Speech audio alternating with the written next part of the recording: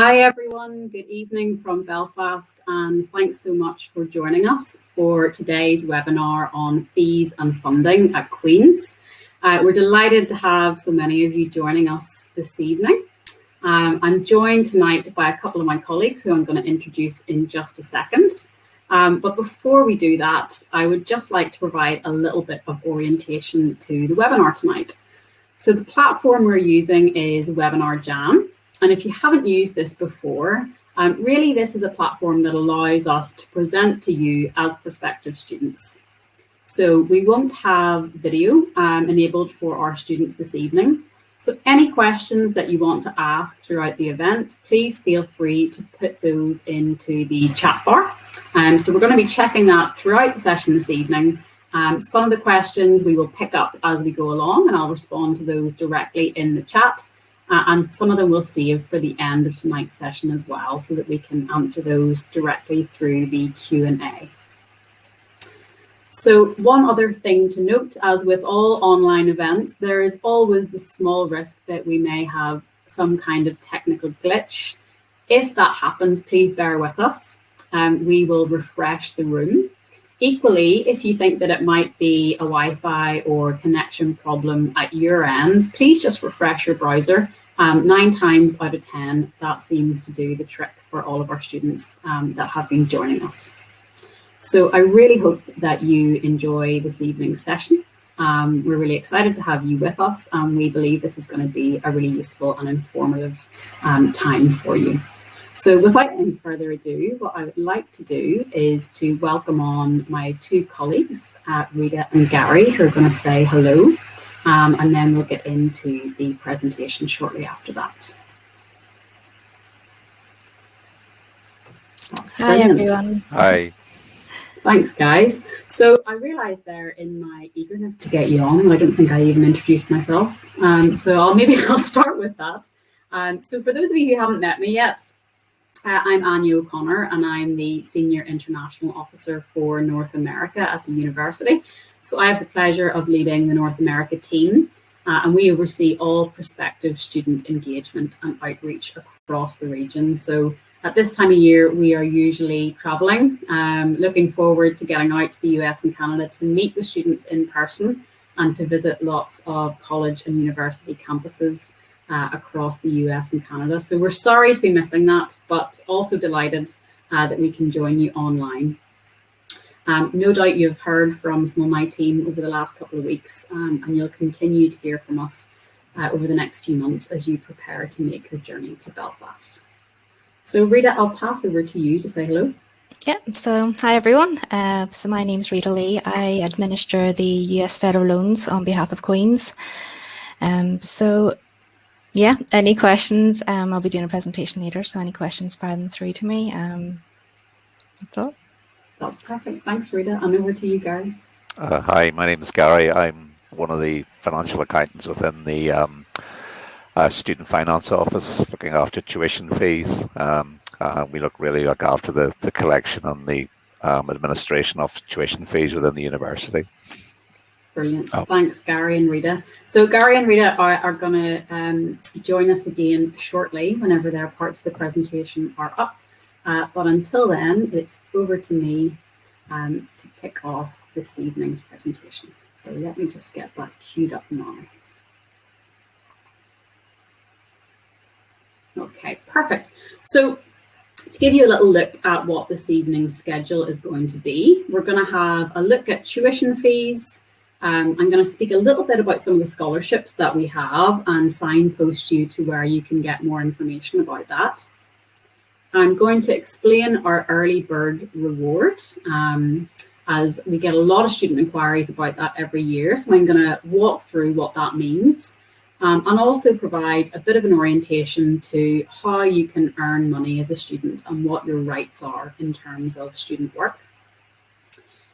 Gary is going to cover an introduction to student finance for us and talk through some of the FAQs that we tend to receive from students. And Rita is going to do an overview of US loans at Queen's. At the end of the session, we're going to have some time for Q&A. And as I said, We will collect questions as we go through, so feel free to put those into the chat at any time. Or if you want to save it up for the end, that's fine too. So before diving into the fees and funding info, I thought it might be helpful to give you a little bit of a reorientation to the North America team, because no doubt you have been receiving emails from one or all of us over the last few months, or if you've just recently received your offer, you may have just had your first email out from us. So I work alongside the wonderful Susan McCleary, Peter Brimstone and Claire Castles. And as I said earlier, we handle all of the prospective students' inquiries and engagement that come in. So if you have any questions at all about the application process, anything we can help with in regard to admissions, or if you even want to ask us questions about life in Belfast, or a question that we get every year without fail is how people can bring their pet cat to Belfast, how they might get it on the plane, where they might house their pet whenever they get here. We've heard it all before, so please feel free to send that our way. Okay, so let's dive straight in. There's a little bit of information here about tuition fees at Queen's. Some of this may be familiar to you if you have had a look at the course finder pages and some of the fees information there. But for those of you who haven't seen that yet, we set our fees at Queen's annually. So there's usually a small inflationary lift from year to year, and that tends to be around 2 to 3%. The fees that are accurate for this academic year coming can be found on the course finder pages. So that's the page where all of your programme information is. And there's a tab there where you can check what that fee is in local currency. The fees do vary depending on your chosen subject. And the way that we would define the different fee rates are essentially classroom, lab and clinical. So for each of those categories, there's a different fee rate attached to it. And you can see there that there is a tuition fee range on that basis. So for example, a classroom-based fee can be £17,400. That's at the undergrad level. And that ranges up to £56,000 for a clinical-based programme. Additionally, we have some areas that have specialist fee rates. So for example, if you're holding an offer letter for Queen's Management School, you may have a fee rate that looks different to those standardised ones. And that's because these are premium fee rate programmes and specialised to the management school. You can see there a little example below. So this is just pulled straight from our website. So you should be able to find all this information on the international fees page, and I'll put a link to that into the chat shortly. And that just outlines different fee rates for each of those categories, and also in British pounds and US dollars.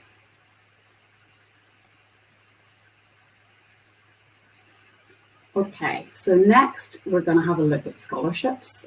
We get lots of questions about these every year, and we have lots of different types of scholarships available. So we won't get through all the detail of the wide range of scholarships tonight, but hopefully this will give you a really good overview of the different types of awards that are available. What I would like to say is that most students from North America do avail of some financial support from us, whether it be an internal Queen's Award or an external award that we support. So it's quite unusual for a student from North America to come to the university and pay the full advertised fee that you would see listed on one of those course finder pages. So to give you some examples of those different awards that are available, we have our International Office Scholarships. These are very popular. These are our awards that are being applied at the moment to international students, and there's no application necessary to that award. So once you receive your offer letter from Queen's, you should shortly after that receive confirmation of the International Office Scholarship, and that starts at £2,000. We also have a family scholarship. So if a sibling of yours, or if your mother or father or someone else in your immediate family has studied at Queen's before or is still studying at Queen's, you're eligible for a 20% discount on year one of your studies. And again, that's a very easy thing to access. So there's a short online form that you would complete that will be verified by a member of the university team, and then that discount will be applied to your tuition fees. Some of the higher value awards then are also here, the Vice Chancellor's Awards. For this year, that is a 50% discount on your tuition fees. And the request for that, if you want to apply for it, and I would encourage everyone to apply for that, is a 2-minute video submission. And you can find all the details of that on the international scholarship pages. We often find that students don't apply for all these awards because they think that they're going to be highly competitive with hundreds or thousands of applications. And in fact, we often find that that's not the case. And our North American students tend to do very well in our scholarship application pool. So I would really recommend that you take a look at it. It's well worth the time investment. You can also see there we have some more program-specific awards. So for a lot of the courses that we offer, there might be scholarships available that are dedicated to that specific area, like the LLB Senior Status Award that's available on year one of study, or the Hillary Rodham Clinton Award, which is a full tuition waiver for one student each year, and that's available across 5 programs at master's level. So that's an example of some of the Queen's scholarships that are offered. Additionally, we support a whole range of different external scholarship awards, and some of these that are more household names are the Fulbright scholarships, the Marshall scholarships, and the Mitchell Award as well. There's a much longer lead-in time for those, so all of those awards have been allocated for this year, but I understand that applications for next year will be opening very soon. So if you're not joining us this year and you're an applicant thinking about next year, those are awards that you should definitely take a look at. So the early bird reward, yes, I mentioned this is something that can sometimes confuse people. They aren't sure what it is, what that means, or how to access it. So essentially, this is a discount that's available to students who can pay their tuition fees upfront. So it's a 10% discount on net fees, and this can be used in conjunction with other scholarships, such as the International Office Scholarship. So in a second, I'll do a little bit of a worked example of that to show you what that might look like financially. But it's quite straightforward. So the requirement is that you obtain an unconditional offer letter from the university. You then pay 90% of your fees before the 30th of June 2021, and Queen's will waive the remaining 10% that is required. All you have to do is email proof of that transfer of funds to international scholarships at qub.ac.uk, and that will then be logged against your finance account. Something important to mention is if you haven't received your unconditional offer by the 30th of June, don't worry about that. That's okay. If you receive your unconditional offer later than that, you just need to fulfill the payment within 5 days.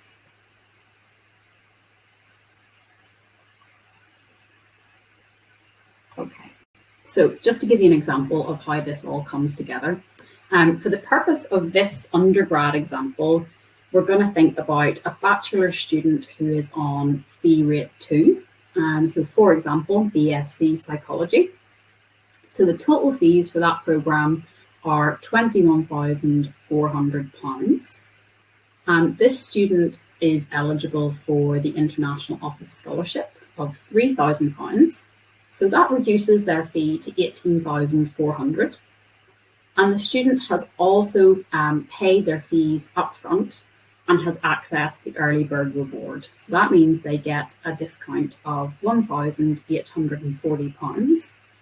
So the final fees that are due are £16,560, which means that they've saved almost £5,000 against the originally stated tuition fee. So let's have a look at that for a grad programme as well. So for this example, we have a master's student who is on a fee rate 1 programme. So we're going to look at the MA Conflict Transformation and Social Justice programme. And the fees due for that programme are £17,700. Again, the student is eligible for an IO Scholarship Award of £2,000. So that reduces their fee to £15,700. They've also taken up the offer of the Early Bird Reward. So there's a further 10% reduction on the net fee. And that means that the fees due are £14,130. And the student has saved around £3,500 against the tuition fee. So as you can see, whenever you start to add up the different awards that are available, it can make quite a difference to the overall tuition charged, and it really brings down the cost of your study.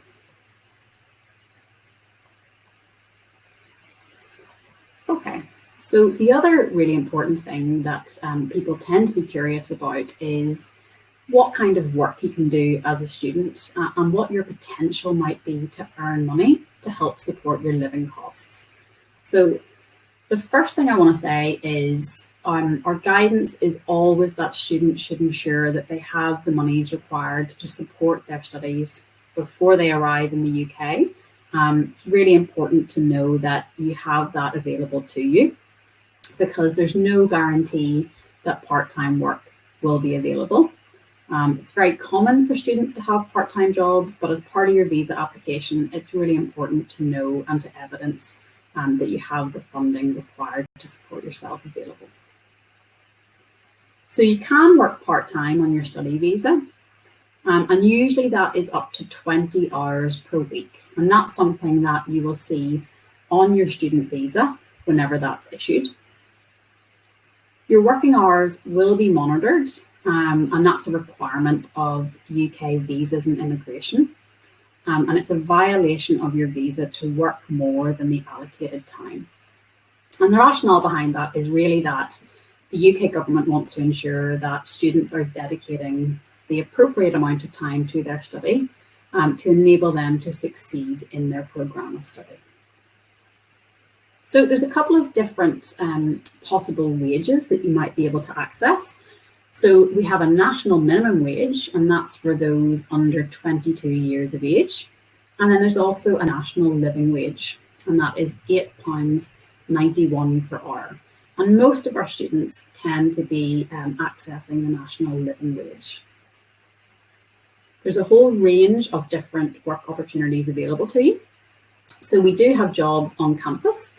And for international students, those are all managed through a system called Q-Work. So this is where staff across the university can commission work opportunities.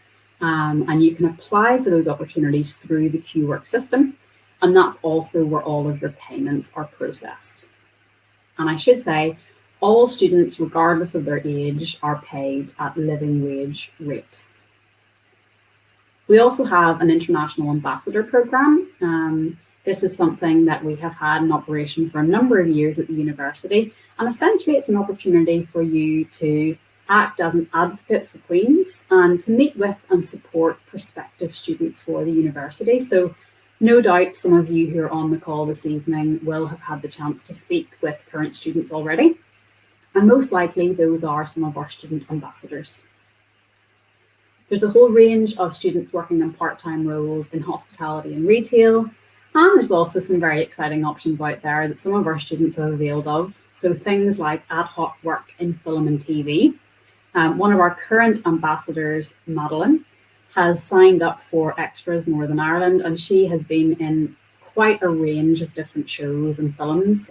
She's been in, I think, about 25 episodes of Game of Thrones, in Line of Duty. So there is quite a buzzing creative industry scene here. And if that's something that's of interest, that could be quite a fun way to earn some money too. There's a couple of rules just to make you aware of with that. And I will signpost you to some more information about all this. But self-employment and business activities are not permitted. That's something that you can get involved with after your studies, but it's not allowed during your programme. And just note that voluntary work is classified as unpaid employment.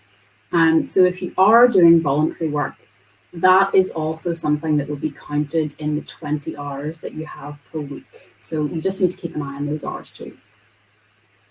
So if you'd like any more information or advice about earning money or the types of work that you can do, I would really recommend that you take a look at ukisa.org.uk.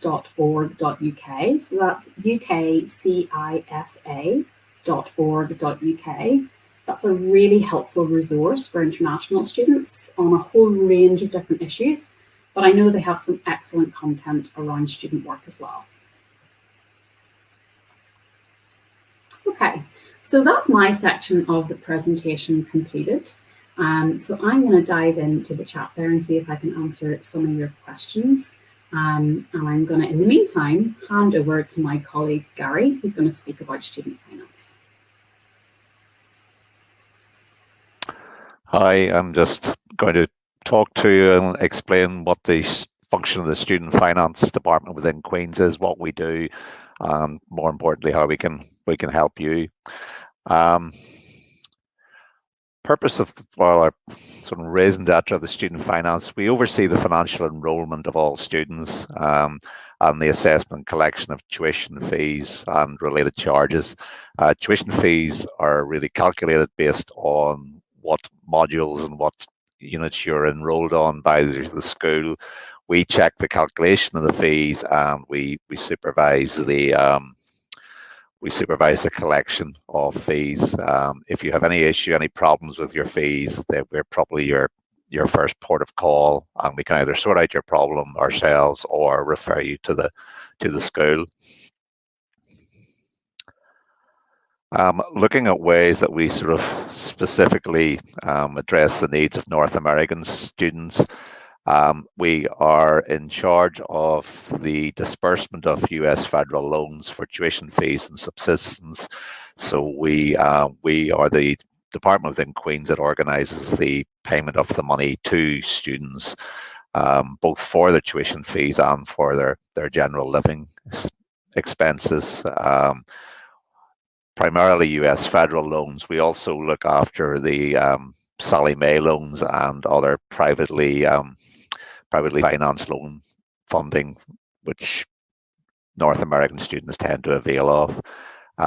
We look after the completion of the Canadian loan forms, which is quite a challenge. There's a lot of trees in Canada, and I think a fair proportion of those go towards making the forms for the application and confirmation of attendance for Canadian students. And we also look after, on this time of year, the completion of annual US and Canadian tax forms, the 1098Ts for the US students and the TL11As for Canadian students. As I said, our main reason is, one of our main purposes is to look after the financial enrolment of students. Financial registration is the 10th step of the registration process, which new students go through. There are 9 steps prior to the 10th one, in which they ask you for your favorite color and your star sign and what your favorite food is, and other important academic information like that. But the financial registration obviously is the 10th step, and it's at this stage you'll be asked to accept liability for your tuition fees and charges, and to confirm how you intend to pay for your tuition fees for the incoming academic year. Students tend to breeze through it and possibly don't fully appreciate the consequences of the financial enrollment. We would ask you to sort of take half an hour, 45 minutes out and consider what you're actually accepting when you complete your enrollment. You are accepting liability for your fees. You're confirming that your fees are shown as you had expected, that the amount is correct, that scholarships have been properly applied to your account, And if they haven't, this is the juncture where you should raise that issue with the student finance staff. You will be asked to tick boxes confirming that you accept the liability for your tuition fees. We would stress, and we do this every year, and students tick the box and without full appreciation of the consequences. If you tick the box and you subsequently withdraw, you will be liable for at least 25% of your tuition fees. And typically at least 25% of your tuition fees must be paid at or before enrollment. For US Canadian loan funded students, there are special arrangements. So if you have loan funding and that's what you're using to pay your fees, talk to us before you as you enroll.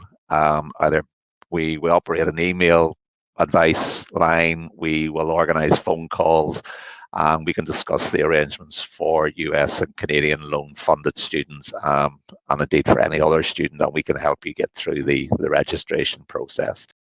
We're very happy to engage and help you out as far as we can.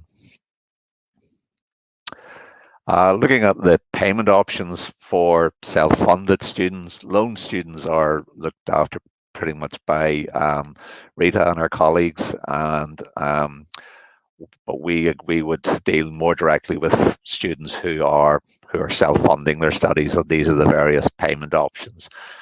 We accept card payments, which can be either made online via QSIS, which is the Queen's Student Information System, or indeed by telephone. We also accept payments via bank transfer cards and other alternative payment methods via our partner Flywire. Flywire is a partner organization, an organization that we've partnered with, and it allows students to pay in their home currency via bank transfer cards, and students know exactly then how much they're paying in dollars whenever they make the payment. It's very secure, it's very user friendly, and we would encourage everyone who's making payments to use it, or at least to have a look at it. Fees are, strictly speaking, payable at enrollment, but we do offer an installment plan whereby 25% of fees are paid at enrollment, and then a further 25% are paid at the end of November, the end of January, and then the end of March. And we collect payments by a mechanism called the direct debit, which is a UK banking instrument. You will need to open a UK bank account to avail of this option, but it does allow you then to spread your payments throughout the year, November, January, and March. Where you, for whatever reason, you can't open a UK bank account, contact us and we can arrange an installment plan. We tend to agree to plans which fall into the direct debit timescale, but we will consider any options or any proposals that you make, so long as they do meet certain criteria. But come and talk to us, and we will do our best to accommodate you. More details on the payment options are on the Queen's website, and the link is there down at the bottom of the slide.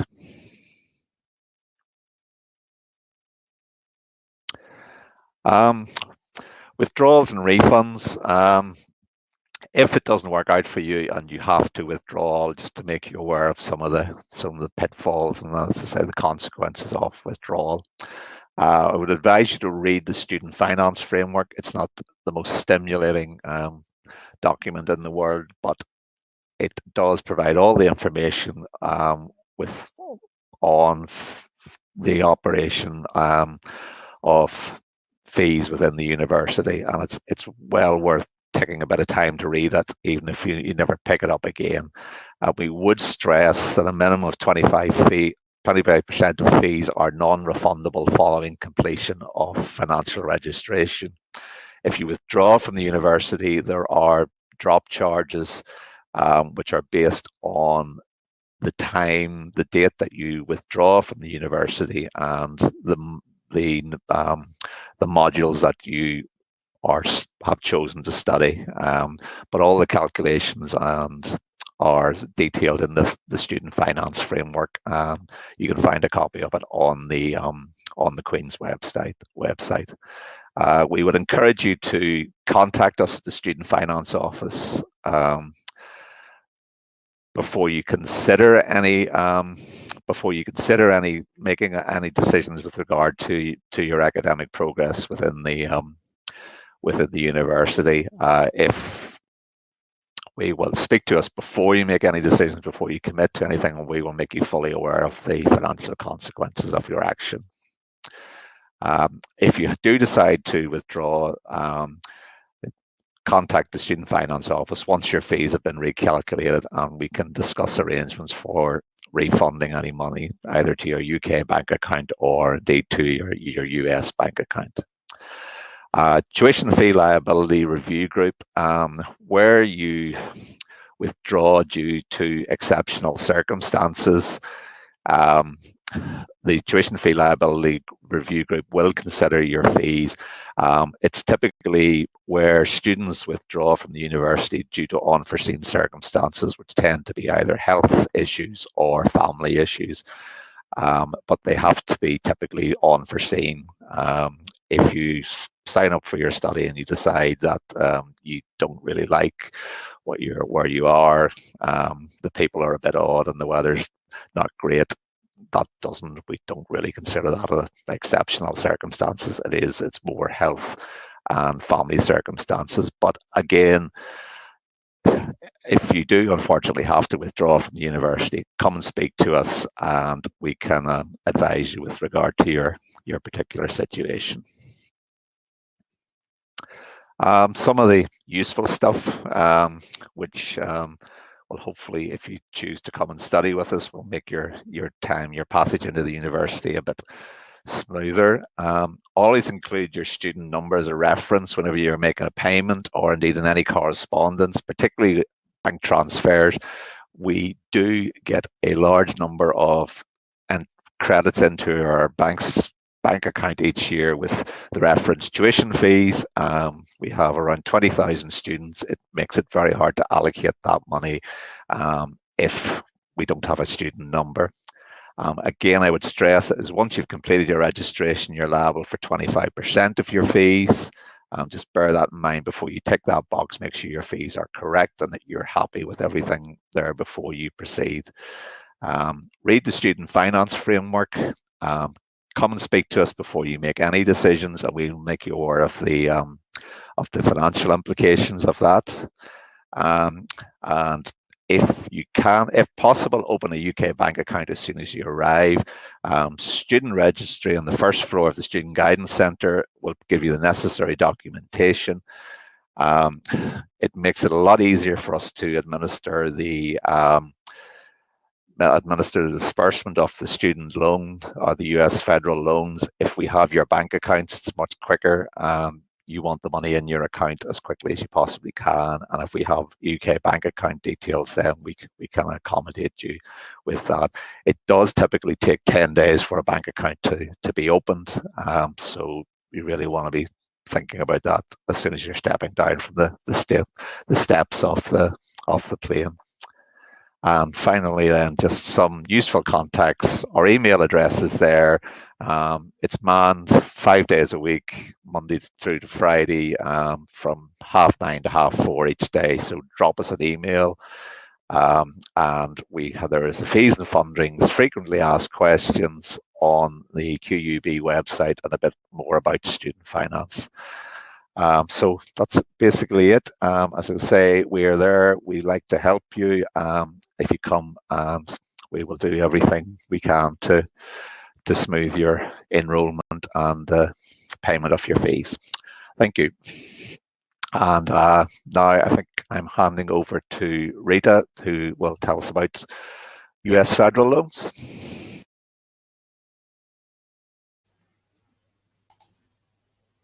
Thanks, Gary. Okay, so today I'm here just to give you an overview of US federal loans and the procedures and what you can expect whenever you take out a loan. First step I would say to students, if you haven't already, is to complete your FAFSA for the next academic year. So you'll be looking to complete the FAFSA for 2021-22 academic year.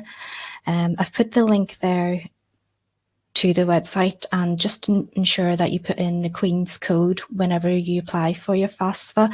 So our code is G22736. Whenever you do submit a FAFSA, it takes approximately 3 days for it to reach me. At the moment, with the volume of applications coming through, I'm trying to get through them once a week. So you will hear from me whenever you submit your FAFSA. Ideally, we would advise students to complete their FAFSA roughly 3 months before the start of their course, just to give you enough time to get your loan documentation and all the paperwork ready. If you can, of course, complete it beforehand. The earlier, the better. Whenever we receive your FAFSA, then I have to do the basic eligibility checks. So I would look at things such as your citizenship, even things whether you've a drug conviction or not, and the comment codes that are returned. Sometimes there may be mismatch of information where I would come back to you and you would need to address the comments code on the FAFSA.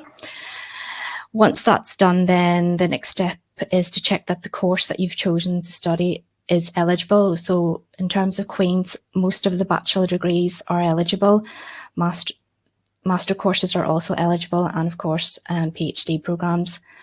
Ineligible courses would be a medicine program or nursing and midwifery. Distance learning and online isn't eligible, but because of the COVID pandemic, the Department of Education has allowed distance learning. Under normal circumstances, online learning and distance learning is not permitted. You would also need to ensure that the program you've chosen to study is full-time or part-time. Anything less than part-time is not eligible. Once we've established that you've selected an eligible course, then that's whenever I put in the cost of attendance for you. So within the cost of attendance, I would include things such as the tuition fee, accommodation costs, food and flights, and your visa and immigration charges. Financial assistance, such as any scholarships or private loans, is deducted from the cost of attendance. So it is important that you inform me so I calculate the correct cost of attendance for you. The cost of attendance we put together, and we do offer a very favourable exchange rate for you. So we would ask students to budget correctly, and you do not have to borrow the maximum cost of attendance. Within the cost of attendance is then put into a financial aid offer letter, which I will email to you, and you can look at it to see what types of loans you wish to borrow. In terms of undergrads, they're usually eligible for Stafford loans, so that's your unsubsidised and subsidised loans.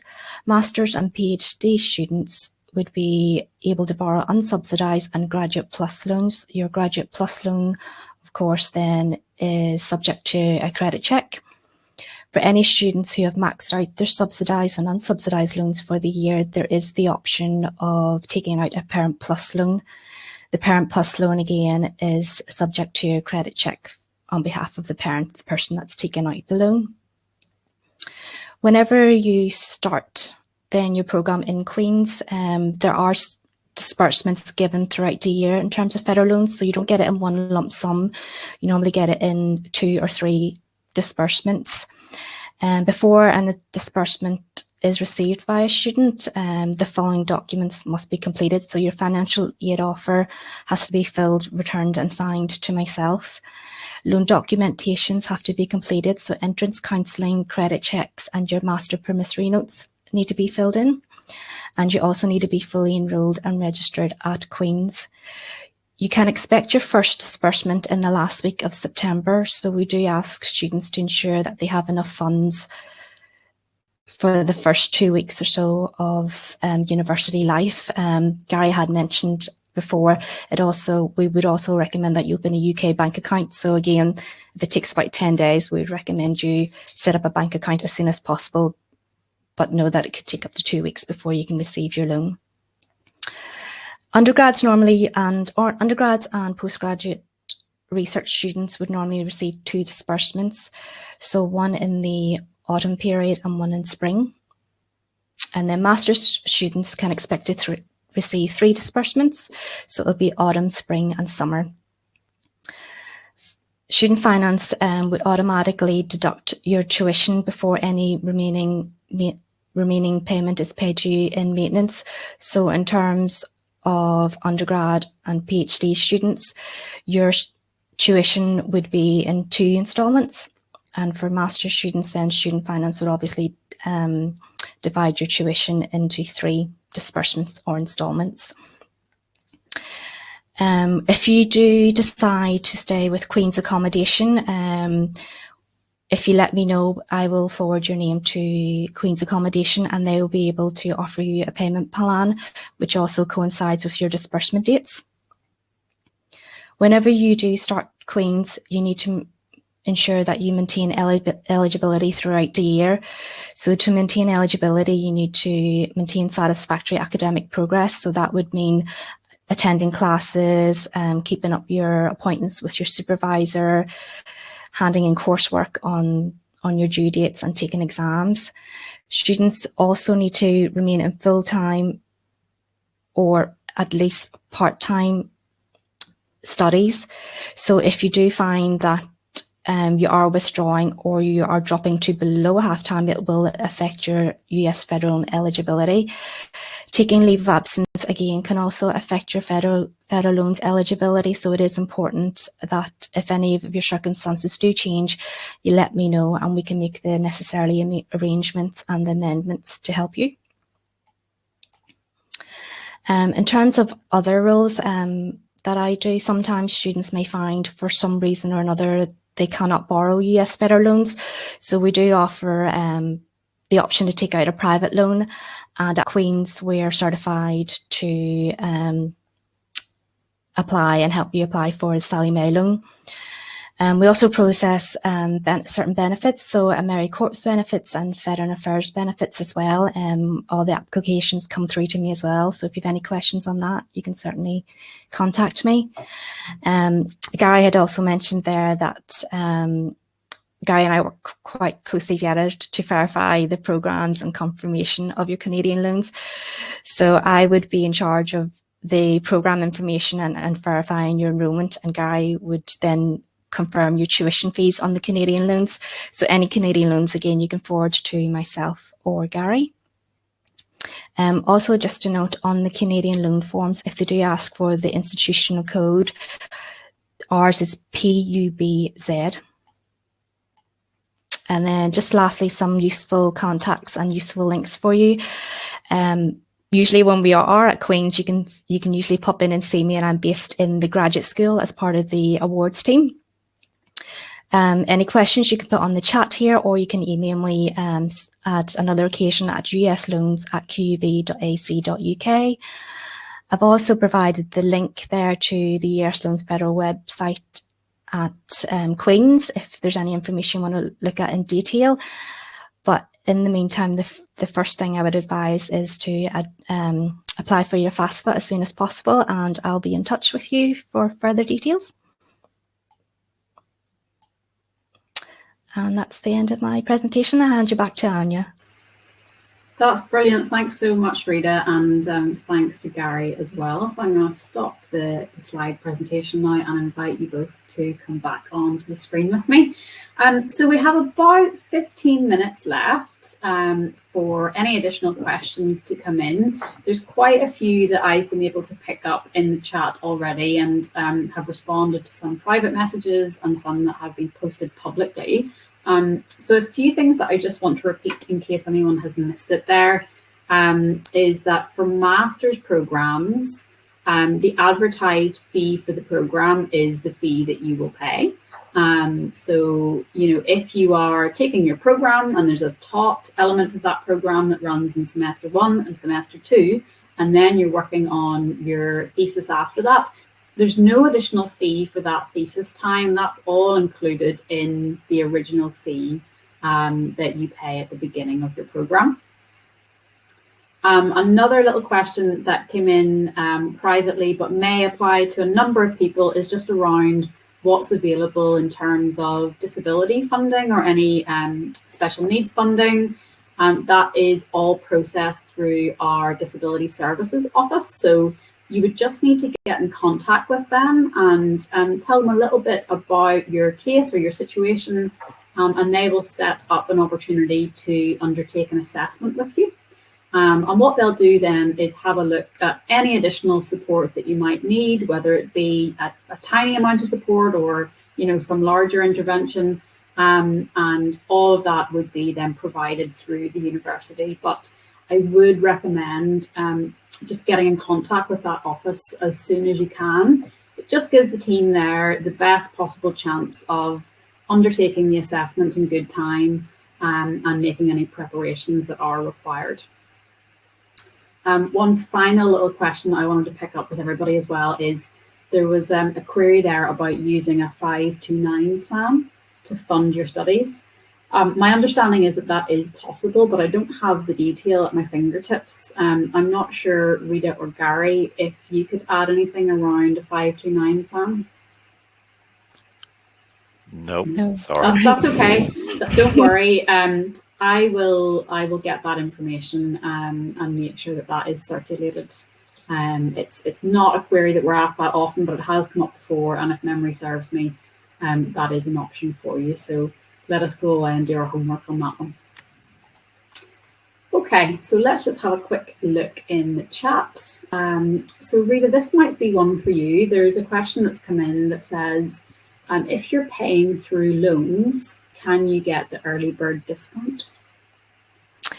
you can, yeah, you can still apply for it. What would happen then is I would amend your cost of attendance to reflect the 10% reduction in your tuition fee. So if you do plan to apply for the early bird and you can pay the 90%, just let me know within the email and I can amend that for you just to make sure you get the correct cost of attendance. Perfect, that's good news. There's a question there, Rita. Could you repeat the code for the Canadian student loan? Yeah, so I was going to put it in the chat there as well. I realised maybe letters aren't the best way to communicate with the different accents. So for the Canadian loans, it's PUBZ. I'll also put it in the chat as well. That's perfect. Thanks, Rita. Okay, another question. Do we pay a deposit when we confirm an offer? So Gary, I'll let you pick up that one. Yeah, I think the payment of deposits is largely dictated by the individual schools, so it varies from course to course. It should be indicated in your offer letter or your CAS statement what deposit's necessary, and then you can make the necessary payment. So that's perfect. Thanks, Gary. Yeah, so there are a range of different deposit requirements, as Gary has mentioned, particularly at master's levels. So there are some programs where deposits required to secure your place, where there's quite a lot of competition for places on the program.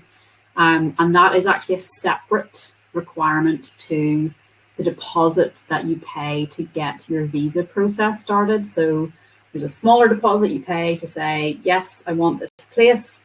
Then there's another deposit that you pay in advance of getting your CAS, which is your confirmation of acceptance of study. These are not additional payments. These are all building towards the overall tuition fee. So you will not pay more than that original fee that was quoted. Let's see what else we have here. Okay. Do any scholarships available go towards accommodation, or do they only go towards academic tuition? That's a great question, Emily, and it really depends. We've had such a variety of different awards over the years. Sometimes we do have specific accommodation awards available. I don't believe that any of those are available at this point in time. If that changes, you guys will be the first to know. If you're picking up the emails that are coming out from the North America team, we'll make sure to include that sort of information in the emails that are going out. But for the time being, the awards that are advertised on the university website are all related to tuition fees. Okay, so there's a question about what is needed to open a bank account locally. That's a really good question, and I believe we actually have a full little webinar recording and guide on how to do that on the university website. So I'm going to make sure that we get that into our next email blast that goes out to all of our offer holders, because that's something that you want to get right. What I will say is that to make life a little bit easier for yourself in the first couple of weeks, what a lot of students have done in recent times is have something like a Revolut card. Some of you might have come across that. It's essentially an international travel card. So you can top that up from your home bank account, and then you can use that very easily whenever you're in a new country. And you can use that to pay for things in the shops. You can use it to pay for larger items as well. So that's probably a really good thing to explore and set up at the moment. I think if you download the Revolut app, you can get a little card sent out to you in the post within a couple of weeks. And I promise that I'm not being paid any commission by Revolut to say that. I'm just a genuine user myself. There's another little question there that's come in about getting a CAS number and how long that generally takes. So normally, in a normal year, we would start issuing CAS in the month of June. The whole visa process has changed in the last year. So there's a slightly different process, and we're actually implementing some new systems at Queen's as well to help improve everything and make sure that's a little bit faster. So it may be the case that we start issuing CAS slightly earlier this year. So rather than June, we may start doing that in the month of May. Essentially, it really depends on what the volume is at any point in time with the admissions team. So it could take a couple of days or it could take a couple of weeks, depending on how many students decide in any given week that that is the moment that they are ready to apply for their visa. So that timeline is slightly fluid, but that's not something to be concerned about. We'll always get your CAS out to you in time for your visa appointment. I think there was another little question there about CAS. Generally, how long getting a student visa takes. Again, that will vary depending on which visa centre you're putting the application through. So do check in with the visa centre that you're going to be applying with, and they should be able to give you a timeline on that. Usually it's kind of 3 to 4 weeks, but with everything going on and some of the visa centre closures that have happened over the last year, I know that that timeline has been slightly more stretched. Okay, there's a question about the ability to run online business and whether the visa will allow you to do that. I'm going to have to check that one out further. So maybe if you want to drop me an email, I can be reached at Anya, anya.o'connor, OCONNOR, at qub.ac.uk. I'm really happy to explore any of those slightly more complex questions and get back to you. There's a question there, do Canadians need a student visa to go to school at QUB? Yes, you do. So the only students who would not require a visa would be students who are holding a UK or Irish passport.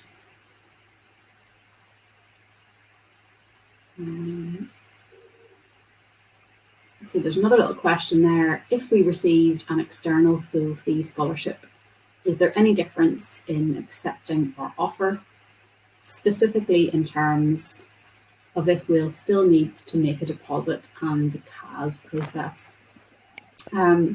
So I'm going to actually call upon Gary to come in on that one as well. So if someone is holding a scholarship letter, Gary, in terms of that being logged on our system, is there any difference there they should be aware of? I don't know. I think if they come to enrolment with the sponsorship letter, or what essentially is a sponsorship letter, we have the processes. Whenever you're going through enrolment, there will be. It's essentially treated as external sponsorship and put the details down there. There's a facility there for uploading the letter. So if the letter of offer is uploaded there, then we can invoice the necessary funding body.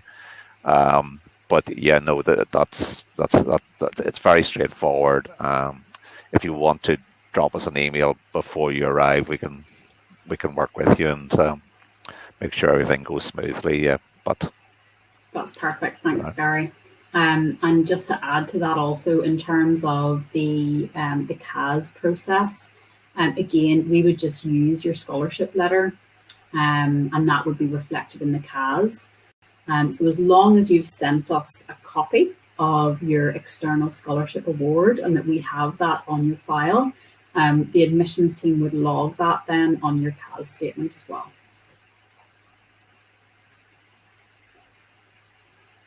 Okay, little questions come in from someone saying that their school or department hasn't informed them of any deposits, so they're not sure what they need to do. If in any doubt, do just get in contact with the team or we can check all that for you very quickly. No need to panic. I should add as well that undergrad students are often not asked to pay a deposit. So that largely applies to postgrad students. So that may be why you haven't heard anything. But if that's something that you want us to check out for you or you're not sure, please don't hesitate to get in touch directly. Another little question there about whether or not students need to go in person to a visa centre. So my understanding is with the process last year, the bulk of the process is now online, but there is still a requirement to go to the visa centre so that your biometric information can be captured. So I would imagine that's still the case. But again, that may vary depending on where you're applying, whether you're in Canada or you're in the US and which part. So please do double check that with the visa centre that you're putting your application through.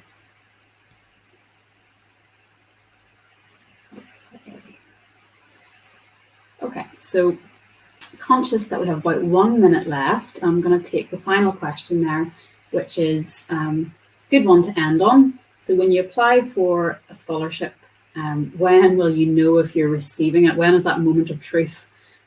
So again, that will vary slightly depending on the scholarship. What you'll find on our international scholarship pages is a link to the terms and conditions for every single award. In most cases, that will state when the panel or the decisions will be made. And if you have applied for an award already and you're waiting to hear about that and would like a little bit more information, again, please feel free to get in touch with my team. Even if it's not an award that we ourselves have oversight of, Queen's is a small and friendly place, and we'll find the right people and get that information for you. So we're just approaching the end of our session, guys, and there were so many questions coming into the chat there. So apologies if you've put a question in and we haven't got to it yet. Please don't let it drop. Get in touch with us either through North America at qub.ac.uk or by emailing me directly. And I'll pop my email address into the chat in just a second. It's been an absolute pleasure to have you with us tonight, and I hope that you have found the session useful. As I said, it is recorded and this will be circulated out to everybody who has registered, so you will get a chance to watch this back if you need to catch up on any parts of it. But I would like to say a huge thanks to my colleagues, Rita and Gary, who have taken some time out this evening to join us. We really appreciate it, and we know that you're both very, very busy. So thanks once again for making the time. And we hope to see all of you in Belfast very, very soon. We're greatly looking forward to our next cohort of students arriving in Northern Ireland. But until then, keep in touch, stay safe, and don't hesitate to reach out if you need anything. All the best.